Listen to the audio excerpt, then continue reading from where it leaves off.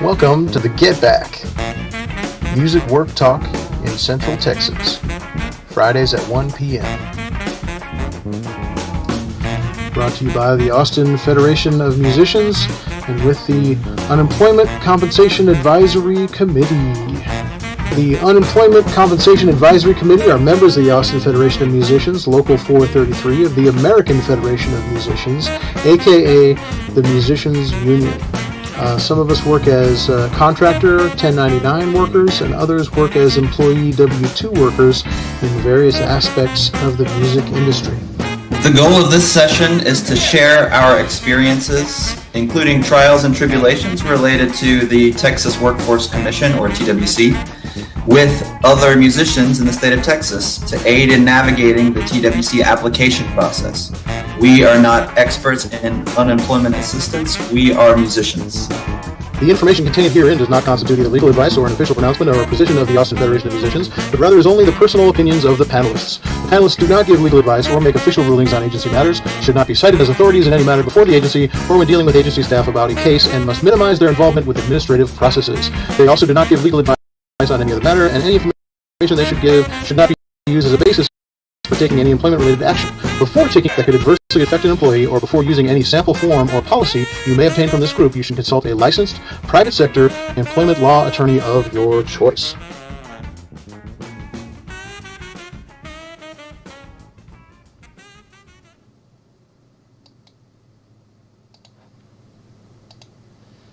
All right, welcome back.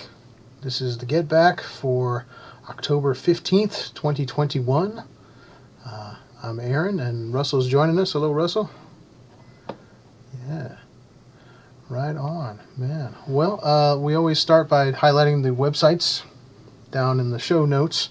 The best way is to get in touch with us at the local website, afm433.com. And there's some information down there, of course, also about the Texas Workforce Commission and other sites, and our national website.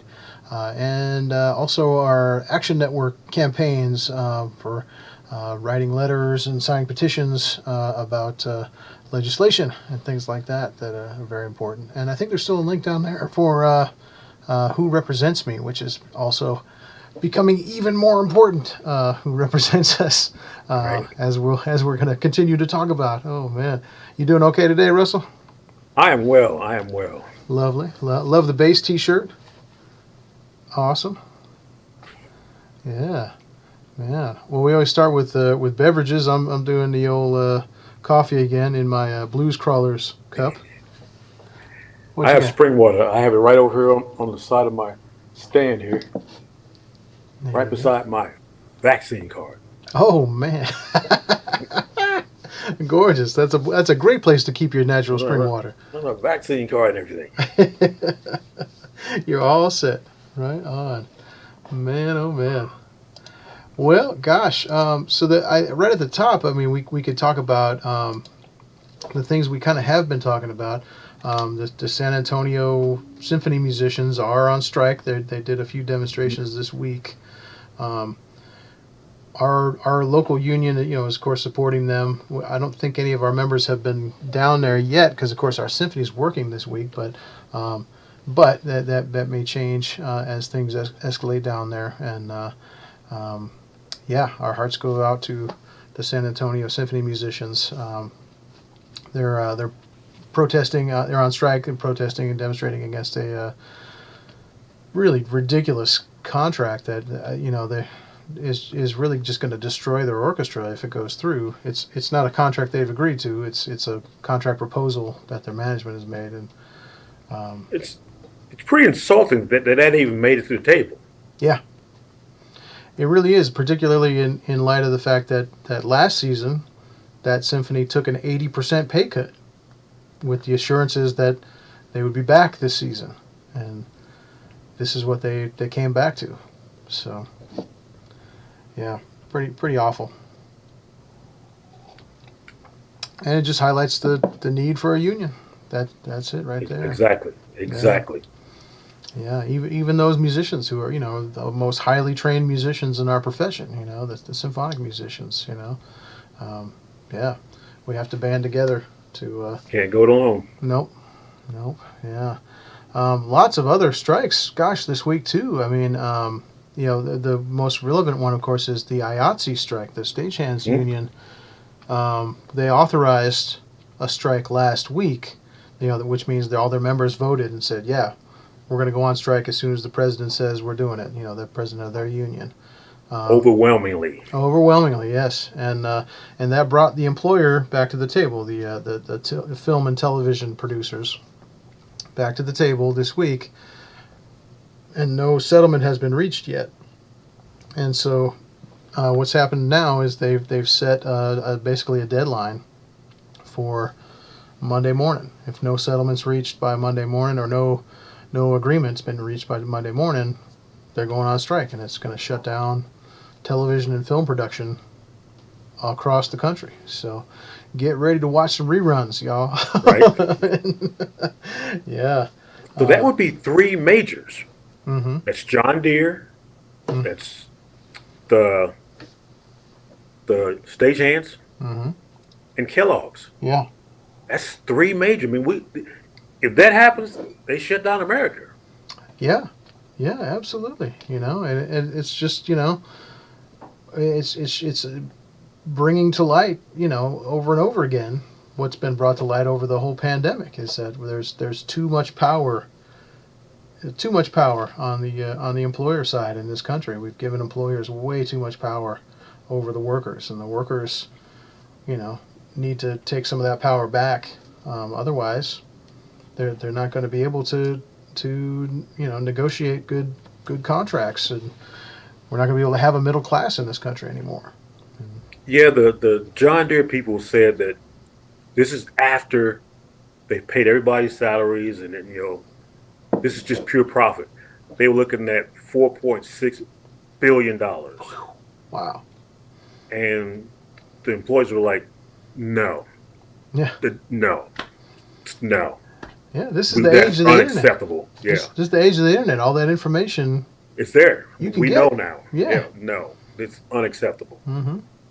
Yeah, all that type of information gets to all of us much faster than it ever has before. We have all the information, and this is even though we have all the information, this is the only way to do it. Is with organization and solidarity and working together. That's the only way we can fight the power of the employers, because they've got them. That's where the money is. They got the money. So that's what we have is our solidarity and our unions. We were talking before the show that union approval in the United States is above 75% now. 75%, yes. Yes, that's not union membership though. That's our work now, is to get all those people that approve of unions into a union. Right. Yeah. Yes, and once that starts happening, then you're going to see across the board more respect for working people from the employers, which you do not see now. You see just routine disrespect all across. We need to do it now while we have a pro-union president. Absolutely. Yeah. That's absolutely true. Yeah. Yes, indeed. Well, yeah, that was the other two things I was going to mention, which you mentioned, the Kellogg strike and the John Deere strike. Big companies that are, having employees on strike right now because they're not being treated fairly. And they keep saying that, the shortage is because, no workers or those ships are sitting over there just waiting to be unloaded. Well, why do you think? Mm-hmm. It comes down to people they've had it. Yep. I'm not sitting out here. And then last night on MSNBC, which I should have said that, they're talking about mobilizing the National Guard to unload those ships. Oh my God! Wow. So they're going to have the National Guard work as scabs, basically, and undercut the actual workers. That's insane. Yeah, I can't imagine the federal government that's in power right now would allow that. But yeah. That's what I say. You have a pro-union president. Mm-hmm. Yep. Now's the time. Absolutely. Yeah. To help him with his agenda, because that PRO Act would cut all of this out. That's right. This nonsense would go away tomorrow. You could get that passed. Mm-hmm. Yeah, the PRO Act would restore so much of the union power that's been lost Mhm. through legislation over the last 80, Mhm. 90 years. Yeah, yeah, that's a good point. Yep. And it's on the table. It's close. I mean, you could just get it over the hump. Mm-hmm. And it's not like it's not popular. Yeah. Yep. But every pro union president that we've ever had, though, has always said, once they get in office, you still got to make me do it, Right. because Exactly. they're facing all this opposition that's still in the government, that's still there, and the will of the people has to be irrefutably demonstrated, and then they can get it done. Yeah, absolutely, brother, man. Well, gosh, which legislative issue do we go on to next? There's so many. There's so many. I guess maybe the most important one is the eviction moratorium that you were telling me about. Yes. I've got an Yes. article from CBS Austin, but why don't you tell us what happened last night? What it was is that the city council and the mayor have kind of stepped up to the plate and gotten the eviction thing kind of frozen to where no one will be evicted, and they're going to work with both the landlords and the tenants to make sure that both parties are satisfied. The downside is you have to be communicating with them now. You can't wait until you're like 6 or 7 months behind and then show up. You have to be communicating with your landlords and vice versa, and know what's going on. And you got to have a paper trail. Yeah. You got to know what's going on. That's important. Yeah, you want to keep the date of like when you submitted this application and when you Hmm. sent this in and Yep.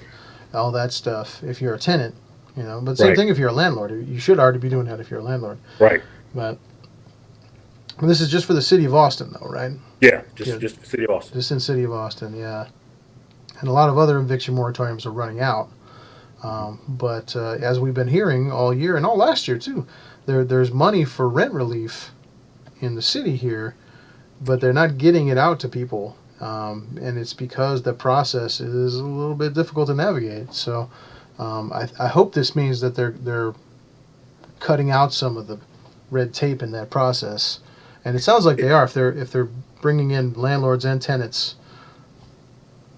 It would seem that would be something that should be on the agenda at city council meetings to discuss how can we get those two in the same room Mhm. to get those funds used, because they're there. Yeah. I mean, you can go to the city's website right now. Those funds are there. And there's a lot of them. Yeah, absolutely. Yeah, and I think they've just added more, right? Yeah. As of yesterday, they've added even more.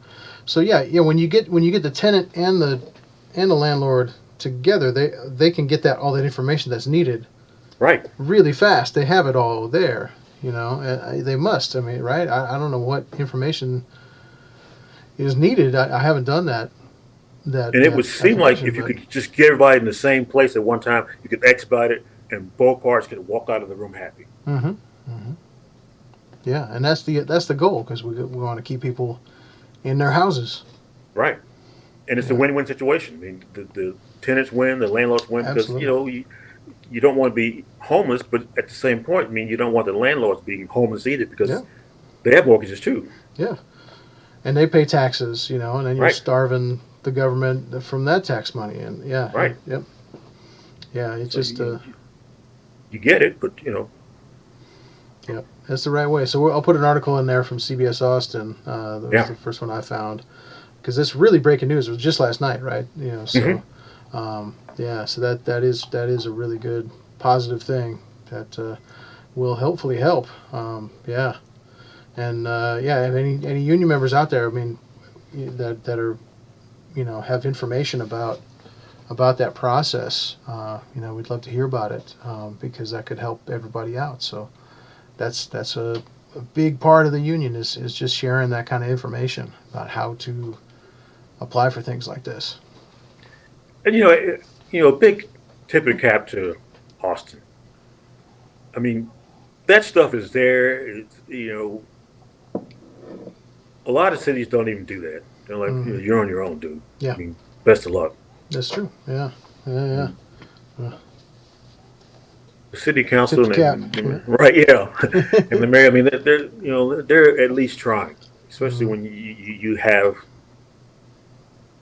a governor who is determined to subvert everything that you're trying to do. Oh man, what a great segue. So, Yeah. so what, the next thing, gosh, which thing should we talk about next in that regard? So, I guess the vaccine thing, right?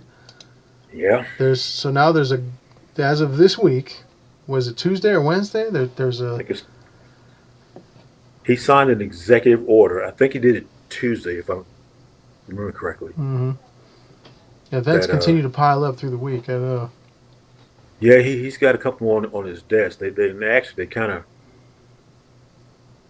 he kind of got caught on open mic there and made a fool of himself Again, again. again. Yeah. But he got this order that he signed that he's basically trying to tell private industry what they can and can't do. Yeah.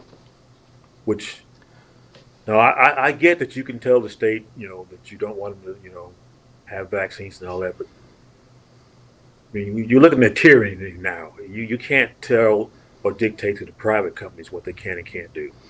So he's not saying they can't have vaccines. It's that they can't have vaccine mandates, Right, even though some of them already have it. right. And yeah, how is that supposed to work? And yeah, Yeah, how do you spin that to where you know, and he's basically trying to get this citizen thing where you just rat each other out, and oh man, I don't understand that. what You know, I that's a don't get very it. old thing. That whole divisive thing. That's Oh, what yeah, it's all about. That's the playbook. yeah, Of the employer class, of the wealthy class, is to divide the poor people up so they can't fight together. Yep. Yeah. and it it seems to be what he's using, and I don't mean Gavin Newsom. He had to face a recall for just saying, "I think you should wear a mask." Right. This guy says, "Well, I think she should just drop dead," and no one says anything. They're fine with it. Oh man. As a matter of fact, he gets it and gets the treatment and at our expense, and he's like, "Okay, well, still you don't have to wear a mask." Yeah. And he Yeah. got it at an unmasked gala where, a super spreader thing where, go figure. It's astounding. Yeah, it really is. Yeah. So, but at this point, it's an executive order that when it's already being defined uh, it's already being Challenge. or challenged, but it's being defied by the airlines, right? The big airlines Oh, in yeah. Texas, American Airlines, Yeah. and what's the other one up there? It'd be ironic Uh, if it was Delta, wouldn't right. it? But yeah, they're already defying it because they already had the South, vaccine, the mandates in place. Southwest say they're not even gonna listen Yeah, to it. They're just yeah. we're gonna do it. We do what we want. Well, the national vaccine mandate requires them to do it anyway. Yeah. So then, yeah, how does that interact? It's just a mess. But our governor, Governor Abbott, he's trying to get the Texas legislature to strengthen his executive order on this or something, right? He wants them to pass something that says the same thing, but that will still conflict with the federal order. So, yeah, it's it's a puzzle. you hate this, be conspiracist, but he's been floating with this whole succession thing for quite a while now, and Mm. I'm not saying that that's what he's gaming for, but that's what he's gaming for. Well, he's trying to appeal to that part of the population that Right. supports that. Yeah, yeah. Oh Lord, yeah. That's a whole other can of worms. Man. Well, the other thing in the news with that also was what they did get through the legislature. Well, actually, what does it say? It says Texas House passes transgender sports bill after long contentious debate. And so, yeah. So where do we get this? Did this already go through the Texas Senate? Is that what's happening here?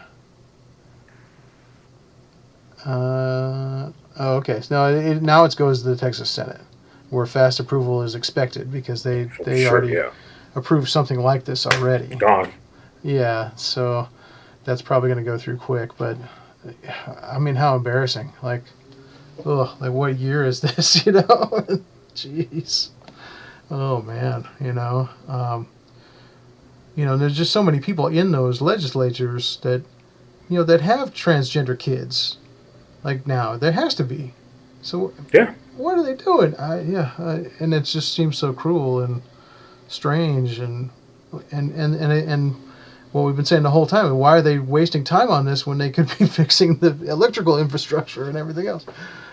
You could think. I mean, you don't have anything better to do than this. I mean, I'm sure that this is something that could wait for what?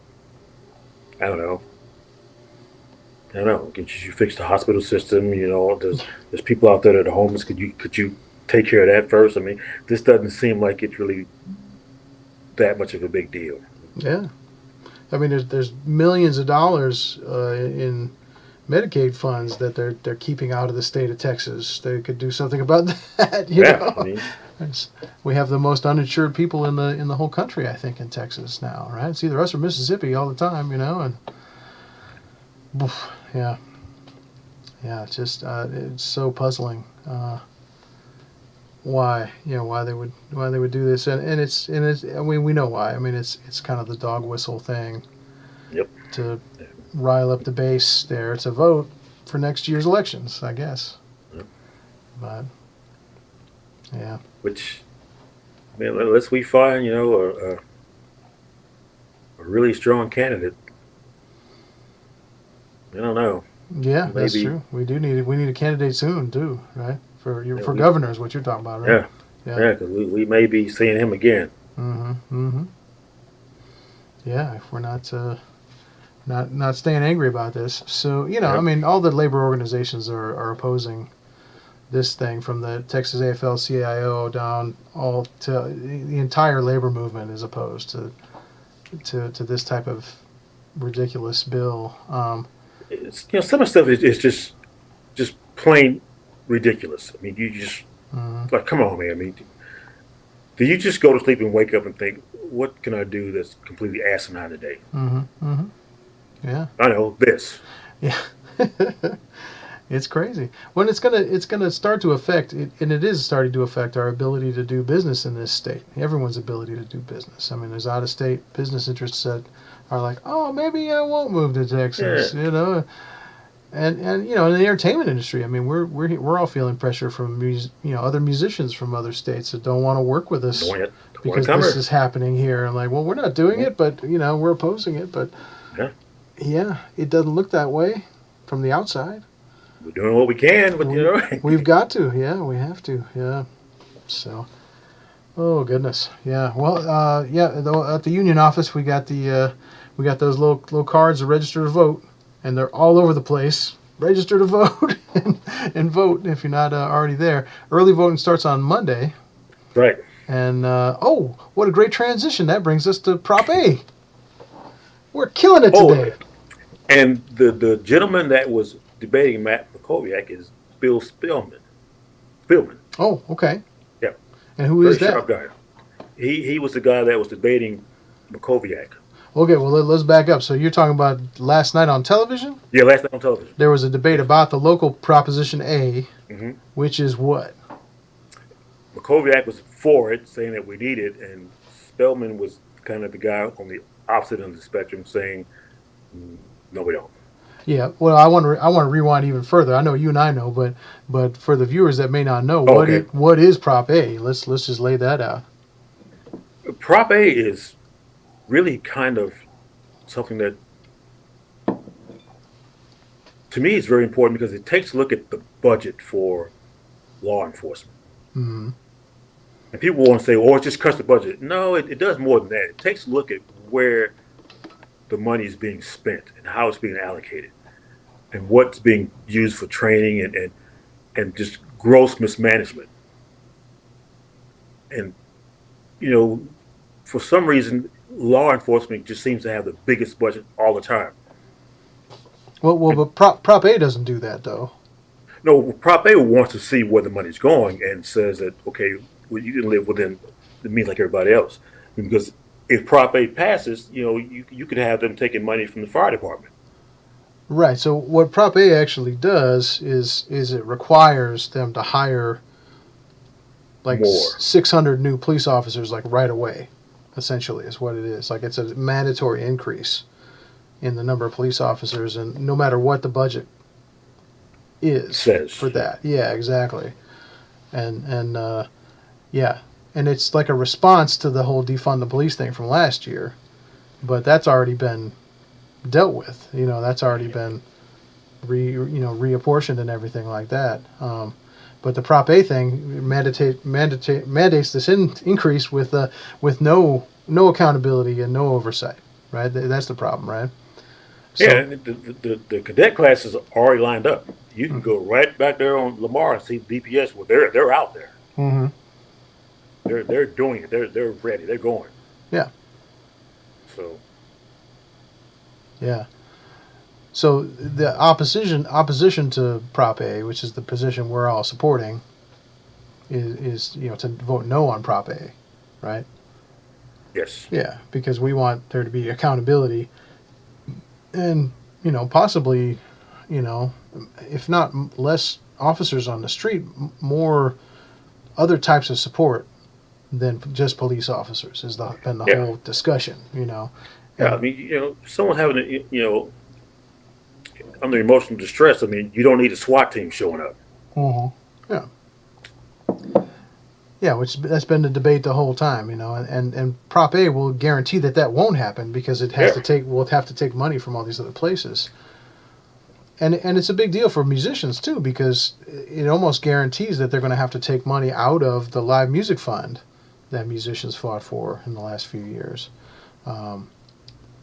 Even though that money really hasn't even begun to be spent yet, which is the really sad thing. But yeah, there's rumors that we have it, but I have not seen it. Yeah. So, it's an interesting. Well, it's not interesting. I mean, it's a disgusting thing. It shouldn't even be on the ballot. But this group called Save Austin Now, you got to remember the name of that group. That's who got this on the ballot. That's who did this. And they're the ones behind the reinstatement of the camping ban as well. But yeah, they hired a bunch of people to go out and get signatures on petitions to get this on the ballot. That's how they do it. Just like Uber and Lyft did that a couple of years ago. They hired a bunch of people to go do it. And go get people's signatures without really telling them what they were signing. And they got it on the ballot. Just by sheer force of, manpower, and woman power, but hiring people to go out on the street and do this. Chicanery. And there's videos, people talking to those petitioners, and they really don't know what it's about. They're trying to get people to sign this petition. They don't know what it's about. When you really question them about it, they don't know. And so, yeah, definitely, I would encourage you not to sign anything on the street that you don't get a full explanation about, because that's happened, I mean, several times the last few years. That's how the reinstatement of the camping ban got back on, and that's how Uber and Lyft tried to change the public transportation laws in Texas by just buying petitioners, buying people to go out on the street and get signatures. And it's really wrong. You shouldn't be able to do that, right? You shouldn't be able to buy an election. But that's what they're doing. It's a new age lobby. Yeah.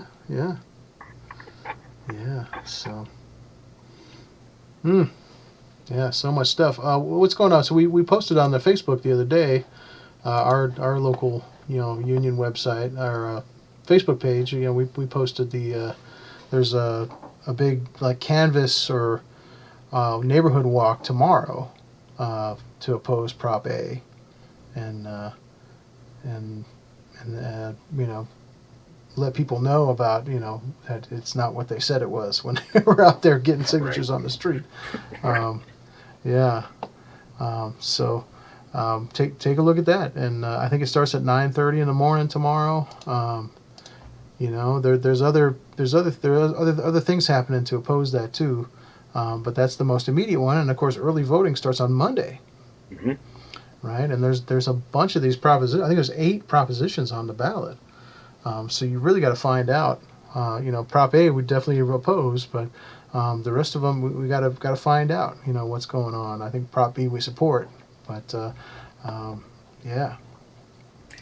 The local elections like that really count because that's where you see changes in your city right away. Mm-hmm. And if you're not abreast of that, you just walk out one morning and go, "Wow, when did this happen?" Yeah. What happened? Where'd it While go? you would sleep with the switch watching TV, they were out doing this Mm-hmm. Yeah. because they count on small turnouts. They do. Yeah, and some of this was deliberately not done during the presidential election because That's right. they knew the turnout was smaller, right? Mm-hmm. That's a crooked thing too. It's like what? Yeah, Yeah. strategic. I mean, Mm-hmm. Yes. it's like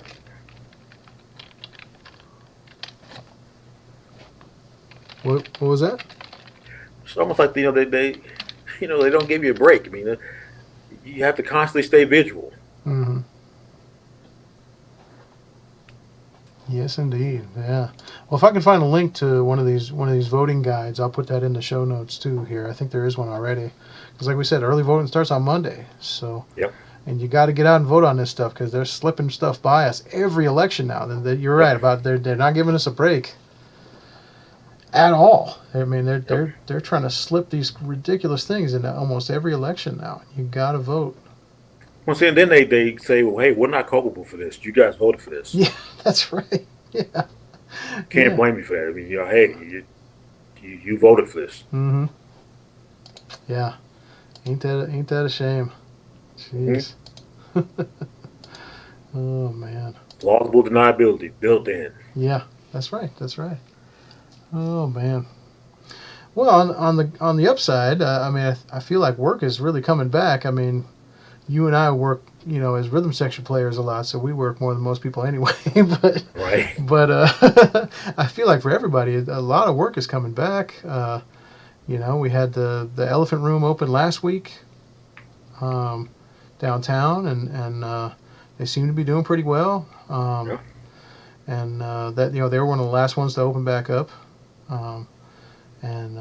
Yeah, so hopefully it's there. I mean, I'm personally seeing, and what I'm hearing is mostly fees, that are the same as before COVID or higher. And I think that is we have to push for that. I mean, Yeah. because it is more dangerous to leave the house now. It just is. So, yeah. Are you hearing that as well, or what where are you hearing from? Pretty much. I mean, the gigs that I've seen or been a part of have been slightly higher. Good. So slightly higher. Yeah, that's what we always want to push for, especially Yeah. now, because they were really too low before the pandemic. But Oh yeah, you want to get at least what you were getting before the pandemic or more. a little bit more now, especially now that everything is higher now. Mm-hmm. Food, gas, rent, everything has gone up except our pay. Mm-hmm. Well, but we are seeing it go up in places, but you got to ask for it. I mean, Yeah, you do. If you're a freelance musician, you're not going to get it if you don't ask for it. So Yeah. and there seems to be a willingness to do it if we ask for it, and especially if you contract it. Use the union contract, file the contract, get it protected, and then you're golden. Well, that pretty much takes the onus off of you. Mm-hmm. You just plop that bad boy down. Here you go. Mm-hmm. Now it's not personal. It's just, here it is. You see it. It's business. It's not personal. Exactly. It's the same business arrangement they have with the guy that delivers their beer and cleans the bathrooms, Exactly. and with the bartenders too. They have a contract. So yeah, it's really, it makes a lot of sense. It protects them too. They want to know that you're going to show up. So Exactly. yeah. We flake out from time to time too. Yeah, man. So, yep, yeah. So it's a concern, but it benefits everyone in the situation, and so yeah, get it out there, and share information with your fellow musicians too. We want them to know. Right. That's important for them to know that, like, hey, I'm getting a little more in this gig now. Like, ask for more. Come on, Let's go. So, yeah. Yeah, absolutely, man. Well, are there any other issues we should bring up before we sign off? I think we had a jam-packed show today. There's a lot. Oh, man. These weeks on the news, I mean, it's so hard. I'm sure we're missing something, too. I mean, there's so much happening. But Yeah, you know, when you start prepping for the show, you start thinking, wow, this is just too much. mhm. You start, well, what can I cut out? Well, no, I gotta get this in there. Oh, okay, well, okay. No, and that's how we weather the storm and filter the deluge is by working together, by talking it through Right. together, Yeah. not just on this show, but all around. You know, the collective yeah. action is the antidote to the creeping anxiety of everything That's right. these days. So, yeah, let's keep talking about it. All right, man. We'll make another attempt to cover everything that we can next week when we get together here on the Get Back. If you're watching this and you're in the music business, don't give up. We can get through this. We are getting through this, I feel like now. We don't know what's happening in the immediate future, but we're going to continue to roll with the punches and get through this. If you're a musician, you've always rolled with the punches, so we can do this. This is nothing new for us. Yes, well said. Yes, indeed. So, all right, well, we'll sign off for this week, but we'll catch you next week on the Get Back.